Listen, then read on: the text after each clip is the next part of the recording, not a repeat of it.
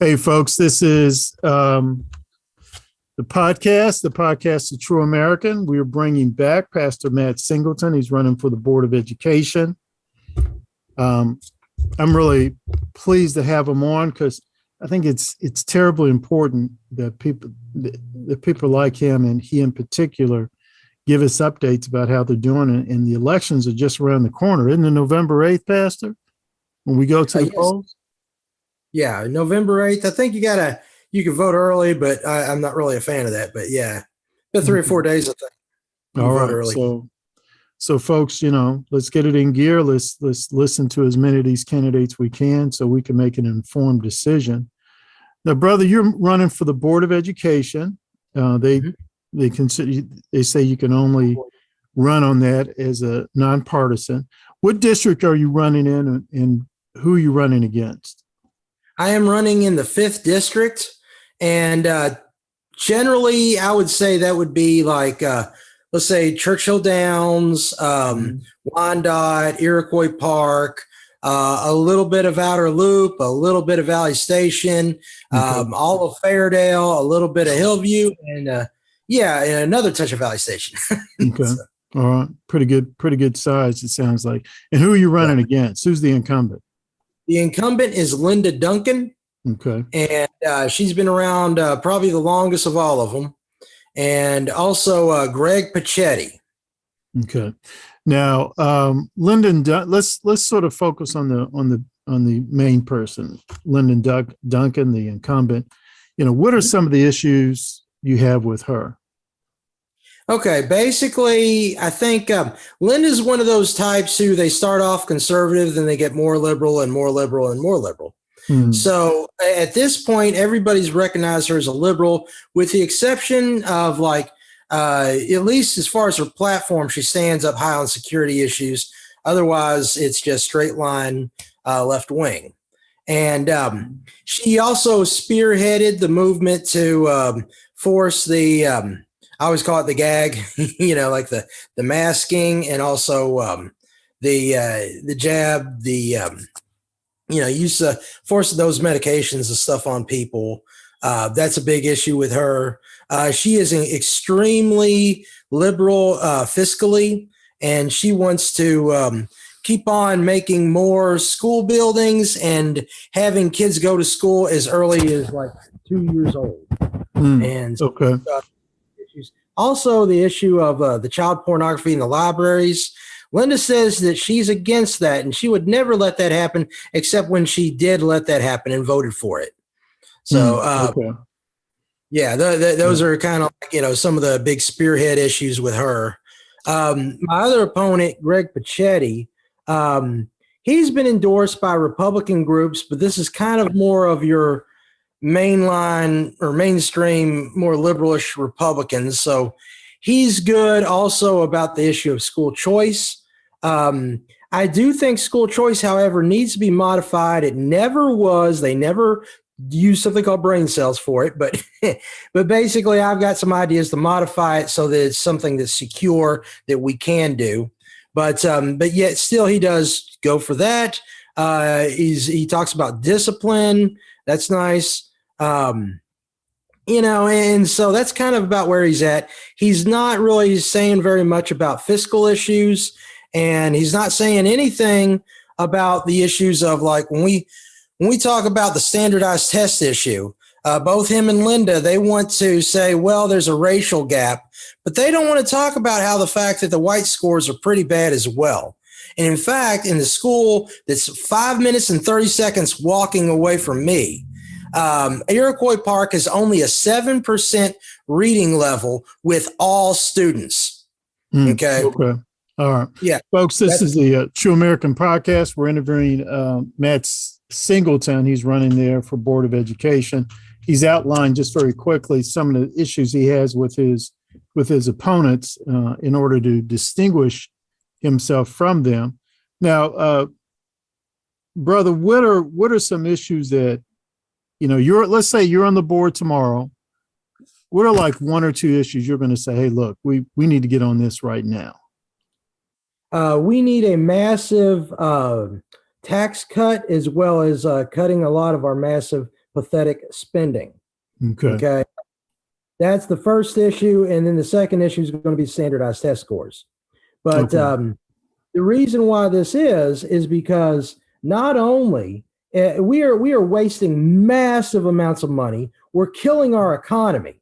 Okay. Our economy is in a free fall as it is. We're about to have the Ford plant scheduled to leave.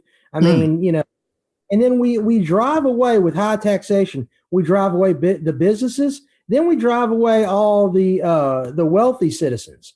And so who gets left with the tax burden? Okay, it's the common citizen, and we have a pathetic education to show for it. Our literacy, our math, our science is being crippled right now. And of course, they're teaching us things that are extremely stupid and extremely evil, teaching all these things to the kids instead of teaching them how to be job ready and proficient. And Right. I think that the massive amounts of money coming from the federal government, what you're really seeing is a corruption almost as bad as cocaine. Mm-hmm. When they start getting all this massive amount of money, they start going into very ungodly directions. And so if you want to kick the devil between the legs, you got to aim for the back pocket. And so that's the first place to go. And go ahead. So one thing that you're seeing is you want to be more fiscally, you want the Board of Education to be more fiscally responsible. Yes. And that basically means, hey, not only do we have to be careful on what we're spending the money on, why we're spending the money on it. We got to make sure the money is producing results. And you're saying the main thing that the Board of Education should be focused on is producing positive education outcomes for all students. But you're not ignoring the fact that, Black and brown students are really there at the bottom, but you're also saying the whole ship has holes in it. Everybody is pretty much at the bottom. Take my kid from, 14% all the way up to 40%. Hold on. That's failure. Okay. That means 60% of the kids are still failing. Okay. That's a con. Okay. That is a con. You say, no, you have these higher expectations, not lower expectations. Right. And you see a connection between, hey, we have to educate, we have to graduate students who can read and write, at grade level. Otherwise, we're not going to, companies aren't going to be able to stay around because, hey, we need an educated workforce. Bad graduates bring bad jobs, and we need to aim higher in Louisville than just warehouse. Okay. I mean, I've got friends who are missionaries who make a lot of money going out west, witnessing to people, and then just getting regular jobs and earning 2 or 3 times what we get. Okay. We really desperately need this. And that's the whole power source for everything. The other thing is that when I do school choice, I want to do a school choice through this massive tax cut. And so what we would do is, let's say you get your tax cut and you have a kid and you say, I want to help out my kid. Well, you know what? Not only can you get your tax cut to them, but we can bundle. We can take your sisters, your brother, your cousin Lou, the guy down the street, and get people to volunteer to put these together. And then you get full tuition for all these kids. And the best thing is that it's secure that way because it's in your hands. When you say, oh, I'll have the government juggle it, well, then the government's ultimately just going to give the money to the schools. And then they'll do something where they say, oh, by the way, we got to make sure that you're following all the requirements of education. And they'll cut everything that makes Christian schools and homeschools successful. They will cut off. They do this to all sorts of Christian ministries who accept government money. It happens all the time. Okay, so that's I see. What about that. Right. I can appreciate your concern on that.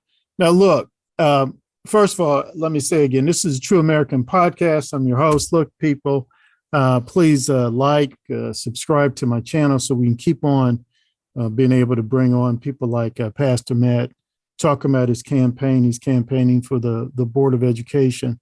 Now, brother, we got a couple more minutes, but before I go to my next question, could you let us know how we can donate to your campaign, how we can learn more about your campaign. You got a website or anything like that? MJ Singleton, District 5, Schoolboard, JCPS. Mhm. That's where we have like all the ideas and stuff. Because I mean, like I was looking at my idea list and I was like, instead of ABC, it's like A through K. Mhm. Okay. That's great that I have a lot of ideas, but it's also hard to get into them. So you check out that stuff. Also, I just give out my phone number because I am purely transparent. So my Okay. number is 2-380-7368. We're starting to get out the yard signs. I've been working with some friends, Bob DeVore.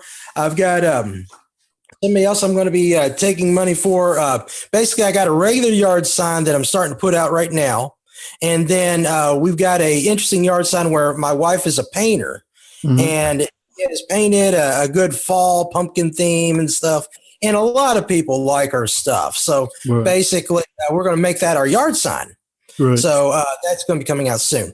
But let me tell you the big deal. The big deal is word of mouth, talking to people. And I have, and I don't know if my opponents have done any of this at all, but I've gone door to door to 2,600 homes. Mm. I have also set my literature out to 32 local businesses, all in the 5th district. Wow. And I'll be hitting a lot more. I guess a comparison is that the top campaigner right now is thankfully conservative in our state, and that would be Jared Bowman. And he's got somewhere near 6,000. That's with a team. I'm liking doing this on my own. I've only done like maybe 88 houses have been done by friends, but the rest is just my feet. Okay. And the reason is because people need to know that you're real, that you care, and that you're going to deal with them. And Exactly. I have been to the rich communities and I've been to very poor communities. I've seen the homeless and I've seen the wealthy. And so one thing about your campaign is that you not only, it sounds like not only you're going to be transparent, but you're going to be accessible. Yes. All right. And I say that because I've heard some people complain about sitting members of the board, and they will write them, they'll email them, and they'll get no response. And then sometimes when they do get a response, it's a very snarky, condescending response, which I can't understand that, but it happens. Especially there are people who are leading in our movement who have been cussed out. And I mean, this is like written email. I mean, that's always like the stupidest thing to me, to like write out something dumb. You can actually correct yourself and not, lose your temper. Right. Right. I hear that. Brother, one more time, let people know how they can reach you. You gave a phone number and a website. Do that for us one more time. Okay. Let me make sure. I'm going to try to get this right, but my phone number is 502-380-7368. Okay. Then my Facebook group is MJ Singleton District 5. It's actually not district. I'll say DIST 5 School Board JCPS. Okay. All right, folks. So you heard it for yourself, straight from the candidate. Folks, please listen to this interview, not once, not twice, but several times. Share it with your friends and ask your friends to share it with people. I just honestly believe the candidates who are not incumbents just don't get enough exposure, and they should get the exposure because, based upon what Pastor Matt said so far, I mean, really, it's good stuff. I mean, who doesn't think we should be fiscally responsible? Who doesn't want a candidate? Who doesn't want a public official who isn't transparent and accessible? How can you have anything less than great respect for a person who goes out there and knocks on that many doors and distributes that many flyers and visits that many local businesses? So please, get this interview out there and like this channel so I can keep on getting more, giving exposure to more folks like this. Brother, appreciate it, man. Keep in touch. This is a local district election. It's not Congress. It's not the government. It's not impossible. There is no poll taken yet as far as who's winning what. So all we do is vote. That you don't worry about the money more than anything. You got to get people to vote. That's Right. what's important. God bless you. You heard him. Thank you, brother. Vote.